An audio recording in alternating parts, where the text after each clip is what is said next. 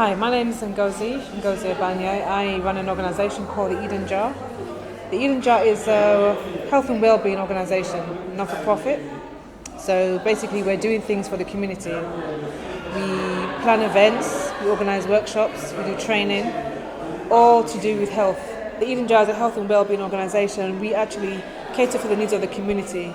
Our events are more interactive than most events that you see around, in the sense that we get the public involved. So it's not just experts sitting down and saying, okay, we can tell you how to do this and we do this and you do this. It's for us to come out there and say, okay, I've gone through this challenge and this is how I have overcome it and this is how you can learn from it. And that's where our strength lies, is really helping the public to help themselves. And I'm very confident that we're going to move forward with a bigger and better health event. This event was funded by ourselves. We actually reached out to the local community. We had friends that had businesses, colleagues that we had worked with before, so they helped to chip in. So all this was self-funded, which is what I'm used to anyway. But I think I do have the status where I can actually apply for funding. Funding is great. It gives you the sense of. It makes you more confident knowing that you have money coming in. When you have to start looking for money here, money there, it becomes a little bit challenging. We'll definitely plan ahead, but we're very confident knowing that we have so many plans for our projects, so many plans this year, and we know that we're going to achieve them. We started off initially in Tottenham, but I do have links in Haringey, in Hackney, which is where I reside. So I have links there, but we plan to kind of build from Tottenham to other external boroughs, like Haringey, like Islington, so this is just a start. It's very hard. Even someone was saying to me today that, look, there's a guy who's got another event up the road. You're competing with him. How do you feel? And I said, well, you know what? We're a brand new organisation. It's going to take time, but I know once we have the following, it will take time, but we'll get there. For me, events is my thing anyway. But what I really want to concentrate on is the products that I make.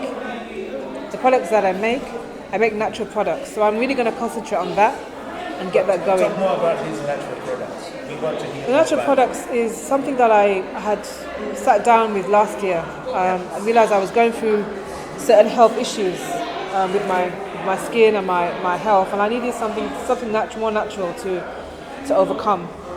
So I sat down with trial and error. I sat down and I devised one product that was called a molasses 3-in-1. That's where it's like a deep cleansing for the face, for the hair, for the body. That was one product, no label, but that was very successful. From there, to cut a long story short, I now have like about 9 products now, which will be, I'm going to spend time on developing them and branding them and taking them out to the mass.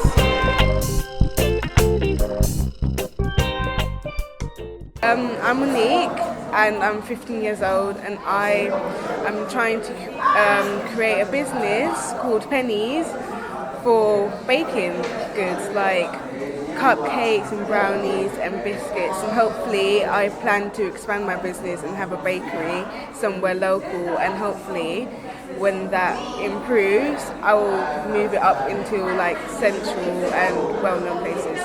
I really like baking at home, so like if there wasn't anything to eat, like if I really felt like having biscuits, I would just be like, oh, I'll just make some. And then I thought, well, since I can just easily make this, I might as well make it for everybody and see if I can make a business out of it.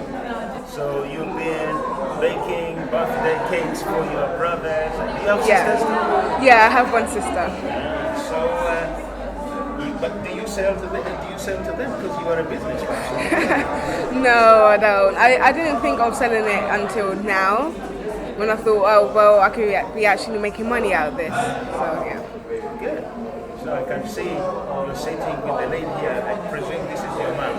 Yeah. So, but did you play any part in her creation or in her business? In her creation, no. that's all her. The business side, I just felt that because she was so good at what she did, it needed to be, it needed to be exposed. Yeah. And so when I heard that this event was coming up, and she'd actually said that this was something she wanted to do. So I said, right, well, let's see if this is really what she wants to do. This is your opportunity. Make your cake, sell it, and see how you go. So we went through the whole process of what ingredients she needs, how much it costs, making them, baking them, so she can see exactly what it was she wanted to do and if this was what she wanted to do. So all the work is her. I'm just the idea, the thinking and getting the stimulation going. Yeah. I've done a Young Bakers Academy course at Westminster Kingsway College, and that was a 10-week course, and we were learning how to make like sausage rolls and Victoria sponge cakes, breads, and at the end of the course I got a certificate and I actually passed that course, so yeah. So how does your cakes and biscuits taste? Have you had any feedback from people? Well, I had a feedback from one person. One person really liked the biscuits because of the texture. One person liked the cakes because the cake itself wasn't sweet, but then the icing was sweet enough to balance it all out. So all good reviews around. Fantastic. Is there anyone helping you to do that?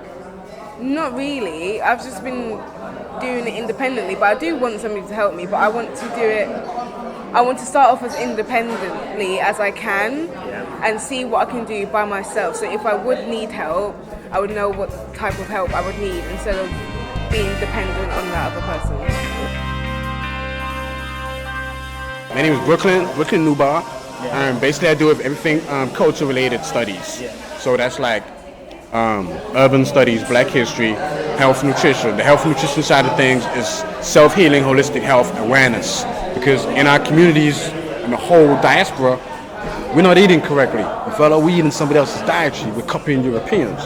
My name for that is when people copy Europeans to a degree where they eat everything that is not conducive to us, I start calling them Afro-Europeans. So basically it's like the system wants everybody hooked on drugs, pharmaceutical industry, pills, tablets. And I'm sick and tired of seeing some of our people go to the wayside just for bad dietary. There's a correlation between bad food, posture, and how we live and think. But what they don't tell us is that every single disease can be cured or reversed by our dietaries. That's simple, you follow? So that's the health and nutrition side of it. Making people aware. Diabetes, arthritis, all of that. Can cure all that, reverse all of that, and live long and prosperous, you heard? I also have esoteric information, out-of-body stuff, meditation, spiritual, not religious. Every day we know better world. And everybody, yo, peace and love on the planet Earth and everybody. I design things that we bring the African culture back into the forefront, but takes it on a higher level.